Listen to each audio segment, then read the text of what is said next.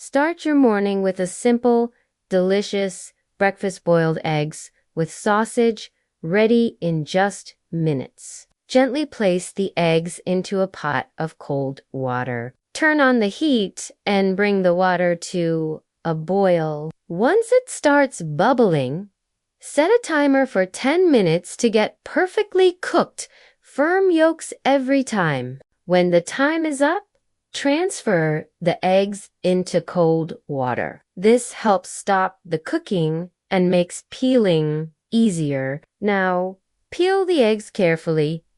Look how smooth and perfect they turn out. Next, add your sausages to a hot pan with a splash of oil. Let them sizzle until they're golden brown on all sides and cook through. Slice the boiled eggs and sausages into bite-sized pieces for easy serving. Serve your meal with a few fresh veggies like tomatoes, cucumbers, or avocado for extra flavor and color. Quick, healthy, and packed with protein, this breakfast is perfect for busy mornings or lazy weekends. If you enjoyed this recipe, don't forget to like, comment your favorite breakfast combo, and subscribe for more simple meals like this one.